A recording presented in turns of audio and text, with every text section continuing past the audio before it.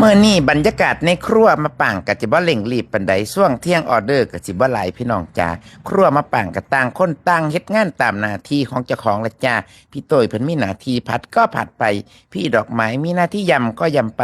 ส่วนสมป่างก็มาคุ้มคั่วทอดละพี่น้องจ้าทอดอีหยังละสมป่างจ้าโอ้ยทอดเอ็นไก่กะเฟ้นฝ้ายให้ลูกค้าพี่น้องเพราะว่ามื้อนี้ชิวคักชิวแน่มามื้อนี้สมป่างจะพาเฮ็ดน้ำผัดไทยสูตรพี่บอกทำกินได้ทำขายรวยนะเจ้าค่ะก็ถือว่ากักสูตรบ่กับบ่กักแม่ละพี่น้องจ้า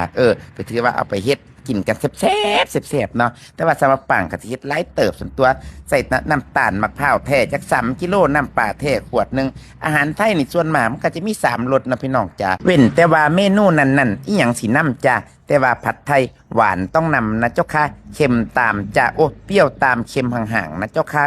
แต่ส่วนมากถ้าเป็นย่ำก็เปรี้ยวนำหวานตามเค็มห่างๆสิประมาณนั้นนะพี่น้องจ้าอาหารไทยก็3รสถือว่าครบรสละจ้าสำหรับปังก็ที่ใส่น้ำมะขามเปียกคั่นเองถ้าพี่น้องจ้าน้ำมะขามเปียกสามะปางใช้1กิโลเป็นมะขามก้อนนะเจ้าค่ะแช่น้ำก็ประมาณสามะปางแช่มึงเลยพี่น้องจ้าแช่ให้ต้นมะขามบวมเขาก็จะมาคั่นดีๆแล้วเขาก็ไปกรองเอาเศษมันออกส่วนตัวกระจุดเต่าไฟอ่อนๆตุนไปเรื่อยๆจนว่าน้ำซุปมันเขียวมันน้ำซุปพะนะน้ำซอสมันเขียวแล้วพี่น้องจ้า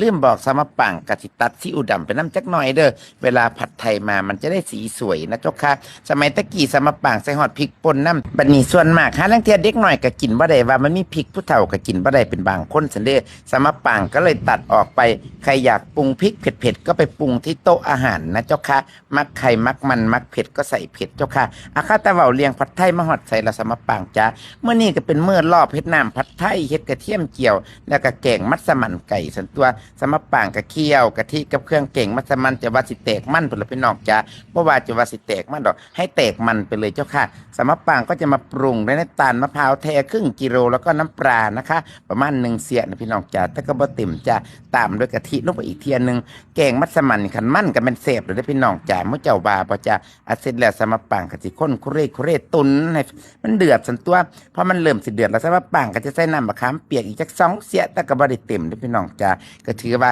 มื้อกาเอาเด้อพี่น้องจ้ามักจังได๋ก็ใส่จังสั่นละจ้าสูตรนี่ก็บ่ได้มีตายตัวแต่สามะปางเฮ็ดตายตัวอยู่แต่เวลาภาคคลิปสามะปางก็เป็นคนเว้าไวเว้าก็บ่ตรงกับคลิปที่เฮ็ดซะเด้ก็เลยย่านFCเอาไปทำแล้วรสชาติมันผิดเพี้ยนก็ถือว่ากาเอาละพี่น้องจ้าพอเดือดปุ๊บปั๊บสามะปางก็สิเอาน่องไก่ลงส่วนตัวตุ๋นไฟอ่อนๆเคี่ยวไปเรื่อยๆส่วนตัวพี่น้องจ้าเคี่ยวเนี่ยก็เป็นชั่วโมง2ชั่วโมงพุ่นเด้อพี่น้องจ้าจังสิได้แกงมัสมั่นไก่เนื้อเปื่อยๆเสร็จแล้วสามะปางก็จะเอามันฝรั่งลงตุ๋นต่อสิอีกหน่อยนึงไก่จะได้แล้วสามะปางก็จะโรยถั่วเม็ดใหญ่นะเจ้าค่ะรอตุ๋นไปอีกโดนเติบเจ้าค่ะ